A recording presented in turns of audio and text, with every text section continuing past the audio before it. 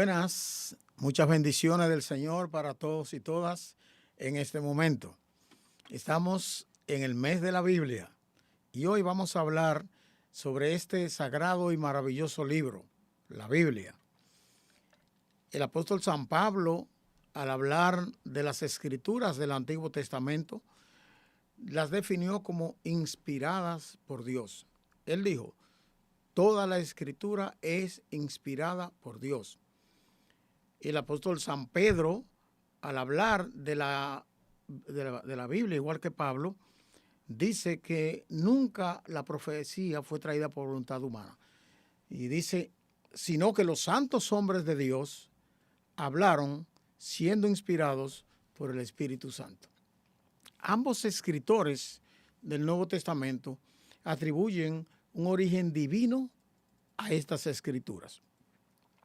Pero estamos diciendo sagradas escrituras para referirnos a la Biblia. Si usted busca en el texto sagrado, la palabra Biblia no la encuentra. Porque la palabra Biblia es un nombre dado al sagrado libro a posteriori, es decir, después de la época en que fue escrita. Es una palabra que nos llegó a través del latín, del griego, y que significa los libros. De manera que la palabra Biblia usted no la encuentra en el texto, pero el sentido, lo que implica ese término, sí se corresponde con el texto, porque es un conjunto de libros. Esta escritura tiene varias características. La Biblia que usamos, las iglesias cristianas evangélicas, tiene 66 libros. Está dividida en 2 testamentos. La palabra testamento que usamos es equivalente a pacto. De manera que hablamos del antiguo pacto, refiriéndonos a los escritos que van desde Génesis hasta Malaquías, que son 39 libros. Ese conjunto de 39 libros está dividido. Tiene los primeros 5 libros, llamados los libros de la ley, que va desde Génesis hasta Deuteronomio. Al terminar Deuteronomio, comienzan los llamados libros históricos, que van desde Josué hasta Esther. Y ahí comienzan los libros poéticos. Va desde Job hasta Cantar de los Cantares. Después de Cantar de los Cantares, entonces tenemos la otra agrupación de libros, que son los llamados libros proféticos. Son unos 17, pero está dividido en mayores y menores. El concepto de profeta mayor o profeta menor se usa en relación con el volumen del escrito, pero todos son profetas, ninguno en términos propios es superior al otro porque sea mayor o menor, sino que es un concepto para definir el volumen del escrito. Esos son los 39 libros del Antiguo Testamento. En el contenido de esos 39 libros aparecen declaraciones del texto en los que el escritor considera que habla de parte de Dios. Por ejemplo, Isaías capítulo 8, versículo 20, Isaías dice que la gente tiene que hablar conforme a la ley y al testimonio, es decir, conforme a los escritos de la ley y conforme al testimonio que hay de esos escritos. Y dice Isaías, y si no dijeren conforme a esto, es porque no les ha amanecido. Esos libros de la ley contienen enseñanzas riquísimas relacionadas con la norma de vida para la sociedad. La propia ley de Moisés, aún conteniendo aquella llamada ley del talión, que contenía el principio de ojo por ojo y diente por diente, algo que algunos, juzgándolo desde la moralidad de este tiempo, lo ven como una cosa cruel y contraproducente. Ahora, esa ley, en tanto Dios la resume a través de Moisés y se la da al pueblo de Israel, tiene un propósito. El pueblo de Israel había vivido 400 años esclavo en Israel. En realidad, el pueblo de Israel vivió 430 años, pero los 30, que fue la época de José, no fueron esclavos. De manera que de los 430, solo 400 vivieron en condición de esclavitud. Ese pueblo, toda esa generación que nacieron en Egipto, nacieron, crecieron y vivieron bajo la violencia del sistema esclavista. Eran obligados a trabajar y solo le daban la comida para que tuvieran fuerza para seguir aportando su mano de obra en beneficio del imperio que representaba Egipto en la época de los faraones. Ahora bien, cuando Dios, por mano de Moisés, de acuerdo con el relato bíblico, los saca de allí con mano poderosa, con señales y portentos, ese pueblo lo que trae como formación es la violencia que ha recibido.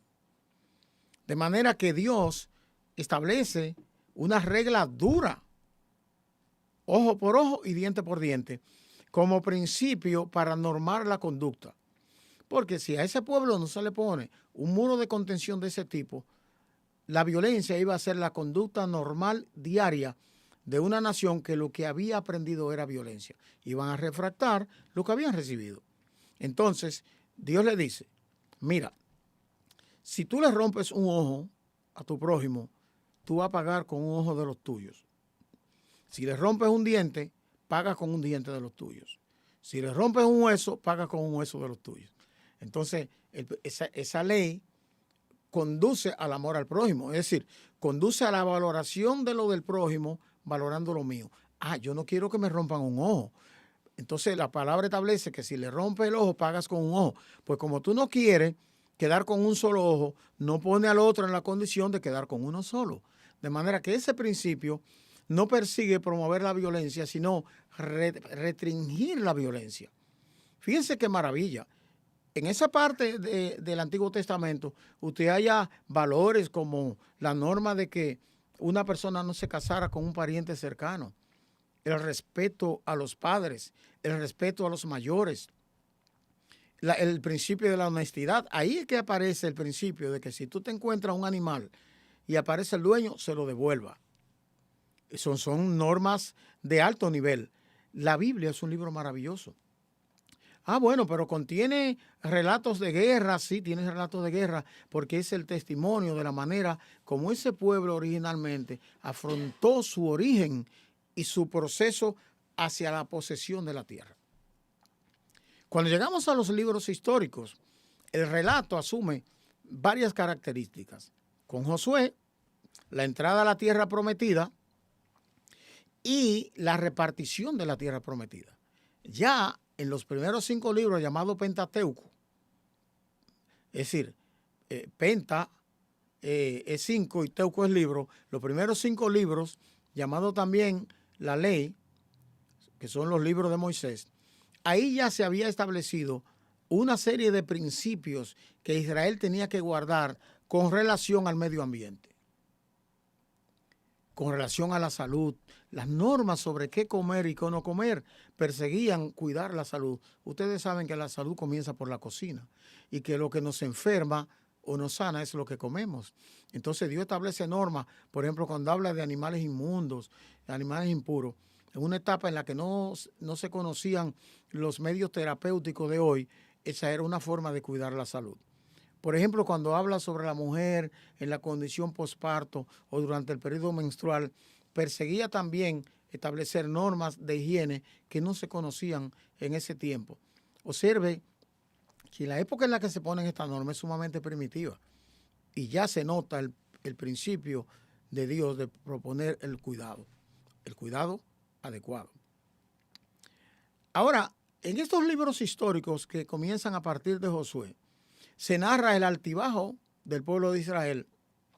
Y cuando se llega a los libros, por ejemplo, de Primera y Segunda de Samuel, que comienza a relatarse el principio de la monarquía en Israel, según la Biblia, el primer rey de Israel fue Saúl y luego David, y así sucesivamente, comienza también a aparecer el relato del ministerio profético, el profetismo, como una alternativa para enseñar al pueblo a mantener un estilo de vida dentro de las normas establecidas por las Sagradas Escrituras. Ahí aparecen profetas de la categoría de Elías, Eliseo, Micaías, y entre los profetas de la etapa ya avanzada del desarrollo de la monarquía aparecen profetas ahí como Isaías, Jeremías, entre otros. Una vez que terminamos con la lectura de los libros proféticos, la Biblia nos habla de los libros poéticos. Una característica de los libros poéticos son las que aparecen en el libro de Job. Es muy famoso este libro porque es un libro que narra la vivencia de un hombre que era temeroso de Dios, pero que fue atacado bajo permisión de Dios por el enemigo de la justicia, Satanás. Job es un ejemplo de paciencia, es un ejemplo de fidelidad, es un ejemplo de confianza en Dios y de firmeza en los principios. Luego la Biblia nos habla del libro de los Salmos. Los Salmos, en su mayoría, escritos por David. David era llamado el dulce cantor de Israel. Los Salmos son el cancionero original en el pueblo de Israel. Entonces, los Salmos tienen enseñanzas riquísimas sobre el cuidado de Dios sobre nosotros. Alguna gente toma algunos salmos, como el Salmo 91, para dejarlo abierto. Si usted deja la Biblia abierta en un escrito, usted no está pecando. Ahora, en el caso del Salmo, de manera particular, no es dejarlo abierto lo que te da protección, porque la Biblia dice en ese Salmo, el que habita al abrigo del Altísimo morará bajo la sombra del Omnipotente. No es el que deja el Salmo abierto, es el que habita al abrigo del Altísimo. Te cubre con su sombra y te protege. Los salmos tienen una serie de relatos, por ejemplo el Salmo 23, que es muy conocido, donde toma la metáfora de un pastor para ejemplificar el cuidado de Dios. El Señor es mi pastor, nada me faltará. Y ahí tiene relatos interesantes, como por ejemplo, junto a agua de reposo me pastoreará. Un pastor tenía que llevar sus ovejas donde hubiera agua, pero que el agua fuera de reposo, no turbulenta, que pudiera arrastrar a las pequeñas. Es una descripción del cuidado de Dios sobre nosotros. Posteriormente, aunque David fue un hombre que cometió errores, algunos critican la Biblia porque narra los errores de los héroes de sus historias. Pero ahí radica la grandeza del libro, porque muestra que el Dios de la Biblia no hace acepción de personas. Cuando David incurrió en el pecado grave de tomar a Betsabé, la mujer de Urías, que era uno de sus valientes, y luego trata de ocultar eso, procurando que Urías venga del campo de batalla, cohabite con su mujer para que pasara como que el embarazo era de Urías. Urías no acepta y entonces se vale de un mecanismo para hacer que mataran a Urías. Y todo el mundo sabía eso en el pueblo de Israel. Pero en esa etapa le celebraban los chistes al rey. Nadie quería estar en desavenencia con el rey. De manera que lo sabían, pero eso se pasaba por alto. Un acto terrible de pecado y crueldad. ¿Qué hizo Dios? Dios reveló al profeta Natán qué hacer en esa circunstancia. Y el profeta Natán fue donde David y le narró una historia, parecía imaginaria, en la que un señor tenía muchas ovejas y tenía un vecino que tenía una sola. Y aquel que tenía muchas ovejas recibió una visita y en vez de sacrificar una de sus muchas ovejas para agradar a su visita, fue a la casa del que tenía una sola, le quitó esa única oveja para servir a su visita. El profeta Natán le dijo, ¿qué crees tú que hay que hacer con quien hizo tal cosa? Y el salmista David dijo, el que hizo eso es malo, es digno de muerte, es un abusador. Reaccionó como que él estaba en condición de juzgar a otro. Y cuando dijo eso, el profeta Natán le dijo, ese hombre eres tú. Observen la manera sabia como el profeta llevó al rey a él mismo dictar sentencias sobre su comportamiento. Era arriesgado confrontar al rey. Un rey en pecado podría reaccionar normalmente contra quien le recriminaba. Pero el profeta inteligentemente le narra esa anécdota y saca la conclusión por medio del propio David. David fue humilde, dijo, yo he pecado. Parece que él necesitaba una amonestación, pero nadie lo hacía. Y Dios lo confrontó por medio del profeta. Ahora bien, usted dirá, bueno, pero Dios no lo mató. Dios es misericordioso. Tuvo misericordia de David. Dios conoce los pensamientos y las intenciones del corazón de la persona. Y todo está claro ante la palabra de Dios, que es viva y eficaz y más cortante que toda espada de dos filos. Penetra hasta partir los huesos y los tuétanos, hasta lo profundo del ser. Todo está revelado ante la palabra.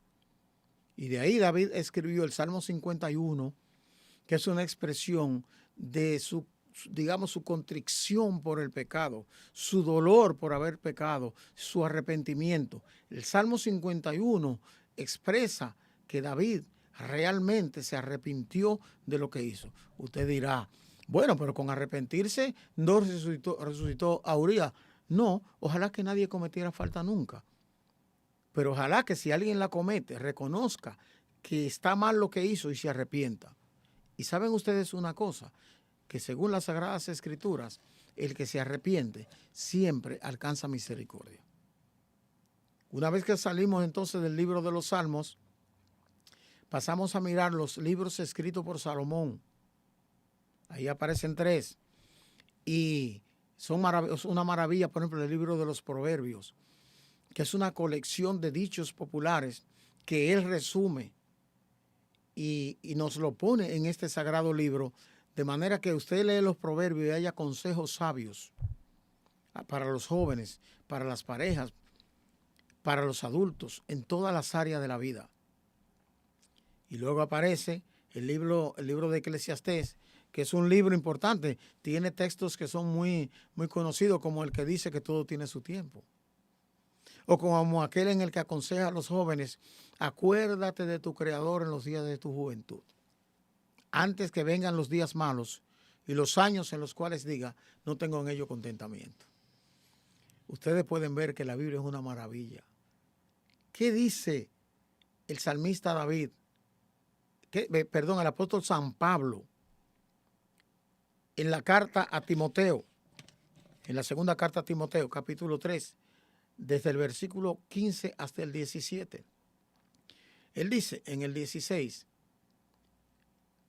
toda la escritura es inspirada por Dios y útil para enseñar, para instruir, para redarguir. Él dice que algo que persigue esa escritura es que el hombre de Dios sea útil, enteramente preparado para toda buena obra, que sea útil. Ustedes sabían que el mayor aporte que la gente percibe de las escrituras y la sociedad en sentido general es el de las vidas cambiadas de aquellas personas que, habiendo reconocido su condición de pecado, se han arrepentido y han recibido a Cristo como su Salvador personal. Esas vidas cambiadas, ese individuo que antes era ladrón, que era un malhechor, o esa persona que llevaba una vida desordenada, o esa persona que por su comportamiento iracundo y violento era una amenaza para la tranquilidad en la vecindad, y que una vez que se convierte a Cristo, cambia de actitud. ¿Cómo lo hace? Porque la palabra de Dios, la Biblia, las Sagradas Escrituras, le confronta. Y el Espíritu Santo trabaja el interior de esa persona, cambiándolo de dentro hacia afuera. Esa es la diferencia entre una persona transformada por la palabra, que tiene una conducta pasible, resultado de lo que hace el Espíritu Santo por medio de la palabra en su vida, y alguien que es apacible por formación académica, por instrucción.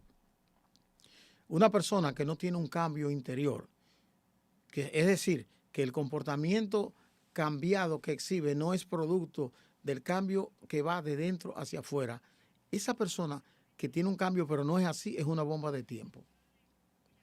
Está demostrado que la educación no produce un cambio profundo y transformacional en la vida de la persona. Moldea la educación. Pero lo que realmente transforma es la palabra de Dios. Está bien que la gente se eduque y que estudie, que se instruya, que adquiera formación para la vida, pero es mucho más útil que lea la palabra, que la obedezca y que se guíe por los principios establecidos allí. Bueno, la Biblia tiene en el Nuevo Testamento unas enseñanzas riquísimas. Digamos que el Nuevo Testamento es el cumplimiento del Antiguo. Si usted mira las profecías que presentan los profetas, llamados profetas mayores y también llamados profetas menores, usted halla en el Nuevo Testamento el cumplimiento de esta profecía. Y esto conduce al aspecto o a la consideración de tres aspectos importantes de la Biblia. Número uno, la Biblia fue inspirada por Dios. Ya vimos que el apóstol Pablo dice toda la escritura es inspirada por Dios. Y ya vimos que el apóstol San Pedro, en su primera carta, capítulo 1, versículo 16 en adelante, dice que los profetas nunca mandaron profecía por voluntad propia, sino que los santos hombres de Dios fueron inspirados por el Espíritu Santo. La inspiración, fíjese que Pablo lo dice, toda la escritura es inspirada por Dios. Es decir, todo el registro que estos hombres hicieron de los eventos contenidos en la Biblia fueron inspirados por Dios. Porque usted me dirá, pero ahí aparece palabra de Satanás, pero ese acto que muestra la palabra hablada por Satanás, o la mentira de Ananías y Zafira, o algunos desaciertos de otras personas, o palabras habladas por personas que no temían a Dios, como Nabucodonosor. Ese registro no lo hizo Satanás, no lo hizo Ananías y Zafira, y no lo hizo Nabucodonosor. Ahí aparecen palabras de Herodes, ahí aparecen palabras de Pilatos. Dios guió a los santos hombres a registrar esos eventos para darle la categoría de palabra de Dios. Y fíjese que en 2 Timoteo 3, 17, dice el apóstol Pablo que la intención de Dios es que el hombre de Dios sea perfecto, enteramente preparado para toda buena obra, al darnos el registro de estos eventos a los que nos estamos refiriendo. Por eso él dice, toda la escritura es inspirada por Dios. Así que, y también el apóstol Pablo dice que todo obra para bien a los que aman a Dios. Y Pablo dice en Romanos capítulo 15, versículo 4, que las cosas que se escribieron antes, para nuestra enseñanza se escribieron, a fin de que por la paciencia y la consolación tengamos esperanza. El Antiguo Testamento es palabra de Dios y el Nuevo Testamento es palabra de Dios. Sabemos ya que Pablo dice que toda la escritura es inspirada por Dios.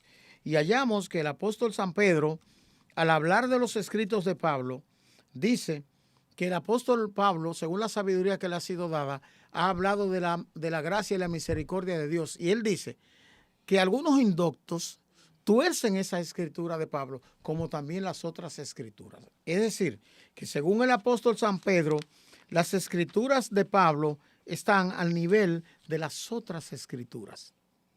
Ahí, el apóstol Pedro, que era un judío, de los judíos de la circuncisión, que creía en el Antiguo Testamento, que creía en la ley y los profetas, que creía en los salmos, toma los escritos de Pablo y los equipara con los escritos del Antiguo Testamento. Y ese espaldarazo del apóstol Pedro muestra que también la escritura del Nuevo Testamento es inspirada por Dios en la visión de los santos apóstoles. La Biblia habla de santos hombres de Dios, lo que quiere decir que eran hombres apartados para Dios. Pero hombres apartados para Dios y hombres santos no significa hombres infalibles, seguían siendo seres humanos. Pero a la hora de escribir aquello para lo cual fueron inspirados por el Espíritu Santo, el Espíritu los guió a fin de que ellos pusieran exactamente lo que el Espíritu le estaba dando que pusieran. Y eso nos lleva al siguiente aspecto de la Biblia. Ahí hablamos de la inspiración. Es que la Biblia es inerrante. Es decir, la Biblia no contiene errores. Usted me dirá, pero yo he hallado algunas cosas que son al menos paradójicas, sino contradictorias. Sí, usted encuentra el relato de la cantidad de gente que entraron con Jacob a Egipto, con una disparidad de un par de números de personas. La Biblia es inerrante, no tiene errores, salvo los errores de traducción que pudieran aparecer. Puede haber equívocos de traducción, pero el agiógrafo, es decir, el autor original que Dios inspiró para escribir, no contiene errores. No contiene errores. ¿Cómo pueden producirse los errores en la traducción? Ustedes saben que cuando se traduce de un idioma a otro, sobre todo cuando se traduce de idiomas tan antiguos como el hebreo y el griego o el arameo, digamos al inglés o al francés o al español o al latín. Ustedes saben que el idioma que nosotros hablamos es una lengua llamada neorromance. Viene de las nuevas lenguas derivadas del idioma de los romanos, por eso romance. Y el idioma de los romanos era el latín. De ahí viene el portugués, el catalán, el provenzal, el francés, el portugués. Traducir de un idioma a otro conlleva desafío porque a veces el que traduce, la palabra que tiene en el texto de donde está traduciendo, no tiene una exacta en el idioma hacia donde traduce. ¿Qué hacen muchos traductores entonces? Buscan la equivalente. Y en esa búsqueda de equivalencia, para comunicar lo que está buscando del texto original, puede perder sustancia el texto. A veces esas palabras tienen varias acepciones y algunos traductores escogen la que más se le acomoda al idioma que están escribiendo. Por eso es muy importante, en la medida posible, conocer las lenguas originales, conocer el hebreo, porque tú vas a leer la Biblia en la lengua que la escribieron los autores originales. Entonces la Biblia no tiene errores. Cuando decimos que es inerrante, no tiene hierro, no tiene equívocos, salvo los que pudiesen resultar de las diversas traducciones. Y eso nos conduce al tercer aspecto de este sagrado libro, y es que la Biblia es infalible. Al ser inspirada por Dios, por el Espíritu Santo, al no contener errores, no fallan sus pronósticos, no fallan sus predicciones. Son acertadas y veraces sus profecías. Son correctísimas sus enseñanzas. Observe que la Biblia solo prohíbe al hombre lo que le daña. Y eso es una maravilla. Entonces, la Biblia no falla. Un ejemplo son las profecías cumplidas. La Biblia habló de que en el mundo iban a ocurrir guerras, habría rumores de guerra, habría hambre, habría pestilencia. Esas palabras textuales las dijo Jesús, que habría enfermedades, que vendrían falsos maestros, falsos cristos. Y usted me dirá, bueno, pero siempre ha habido guerra. Sí, pero no se estaría refiriendo el Señor al común de lo que siempre había ocurrido. Jesús estaba hablando de una intensificación de estos eventos y en algunos casos de una masificación de estos eventos. Y después de que Jesús dijo eso, hubo una guerra mundial que ocurrió entre 1914 y 1918, una cosa que no tuvo precedentes. Pero después de esa Segunda Guerra, entre 1939 y 1945 ocurrió la Segunda Guerra Mundial. Y esta superó en todo a la primera. Y después la guerra de Corea, la guerra de Vietnam, las guerras intestinas de América Central, después la guerra del Golfo, las diversas guerras del Golfo, los conflictos internos entre los países. Ahora la guerra de Ucrania. Cada vez son más catastróficas y generan hambre. ¿Por qué? Porque, por ejemplo, un país como Ucrania, el líder en producción de granos a nivel planetario, se ve mermado en su capacidad de producción y eso reduce el abastecimiento de esos productos hacia los diferentes mercados. Pero eso también produce una merma en la producción de los hidrocarburos en las zonas cercanas y un encarecimiento del gas que lo usan esos países de Europa. Y eso produce una inestabilidad global, porque ahora el mundo es una aldea global. Y lo que pasa en un punto del planeta repercute en el resto del planeta. Pero el Señor habló de pestes que habrían de ocurrir en el mundo. Y ya conocemos, por ejemplo, el VIH o conocemos el COVID-19 y una serie de otras amenazas que existen. Pero ya en Apocalipsis la Biblia advierte de cataclismos ecológicos y ya conocemos las advertencias sobre las amenazas de estos eventos. La Biblia es infalible, no falla, y advierte al hombre cómo escapar de las cosas que sobrevendrán, porque sobrevendrán grandes angustias y grandes problemas, pero le dice al hombre que Cristo es el refugio que Dios ha provisto. En todo el Nuevo Testamento, entonces, comenzando con Mateo, tenemos esos evangelios, los primeros 4 llamados evangelios, y son los primeros 3 son llamados sinópticos porque presentan una visión común de Jesucristo. Son Mateo, Marcos y Lucas, y Juan, que es un evangelio que presenta un punto de vista, una óptica distinta del relato de la vida de Jesús, escrito fundamentalmente a la iglesia. Después tenemos el libro de los Hechos, que es el libro histórico del Nuevo Testamento. Narra la vida de la iglesia primitiva, de los apóstoles, habla de la conversión de Pablo, habla de su dedicación al ministerio, cómo Dios trató con él, cómo Dios lo llamó. Posteriormente, comenzamos las cartas de Pablo. Van desde Romanos hasta las cartas de Pablo a Tito. Hay una subdivisión de las cartas. Hay cartas de Pablo que son cartas a iglesias. Hay cartas a iglesias que son llamadas... Perdón, porque... Pero hay cartas que son llamadas carcelarias, porque Pablo las escribió desde la cárcel. Y hay cartas que son universales, como la de Hebreo, la de Santiago, las cartas de Pedro, que son 2. Y luego hay unas cartas que son escritas de manera particular a la iglesia del Asia Menor, como la primera, segunda y tercera de Juan. Ustedes saben que en la escritura de la Biblia participaron alrededor de 40 autores distintos que vivieron épocas distintas. En el Nuevo Testamento hay mínimo 13 libros escritos por el apóstol Pablo en forma de cartas. Y hay 2 escritos por el apóstol San Pedro. Y hay una escrita por Santiago, que era un pariente de Jesús, y una escrita por Judas. Hay una escrita a los hebreos cuyo autor se discute. Unos dicen que fue Apolo, otros dicen que fue Pablo.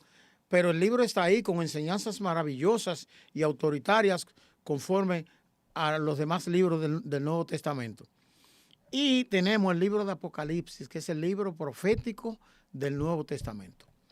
En total son unos 66 libros en la Biblia que usamos las iglesias cristianas protestantes. Y esos libros en su conjunto constituyen las Sagradas Escrituras, la Biblia. La palabra inerrante, inspirada e infalible. La palabra que transforma vida.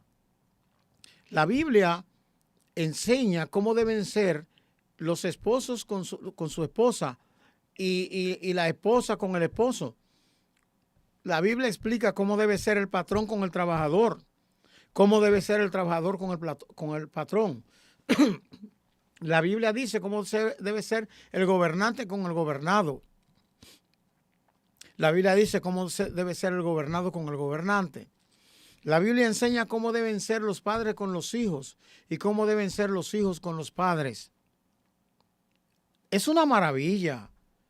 Por ejemplo, la Biblia habla de que la mujer se somete al hombre, pero dice que el hombre viva sabiamente con la mujer, dando honor a la mujer como a vaso más frágil. Y dice que la mujer es coheredera de la gracia de la vida junto con el hombre. Es decir, el hombre no es superior a la mujer. En Cristo no hay ni hembra ni varón. El hombre a nivel del hogar tiene una autoridad que ejercer, pero debe ejercerla sabiamente, dando honor a la mujer. Es decir, el hombre no puede avasallar a su mujer. Esas enseñanzas están en la Biblia. La Biblia habla de la justicia que deben administrar los jueces, que no deben admitir cohechos, que deben ser equilibrados, que no pueden pervertir el derecho del desvalido para favorecer al poderoso. ¿Qué les parece? La Biblia dice en el libro de Génesis que Dios puso al hombre en el Edén para que lo labrara y lo guardara. Ese es un principio bíblico en el cual está contenida el mandato de preservar la naturaleza. Al hombre no se le puede impedir que viva de la naturaleza, pero se le puede exigir que preserve la naturaleza. Y eso está en la Biblia. La Biblia manda a amarnos los unos a los otros. La Biblia manda a tolerarnos. Incluso la Biblia dice que cuando la gente se convierte a Cristo, pasa a ser el cuerpo de Cristo, y que un cuerpo es un conjunto de miembros, y que todos los miembros tienen actividad individual propia, pero cada una de esas actividades y de esas individualidades deben apuntar al bien de la colectividad, que es el cuerpo en sentido general.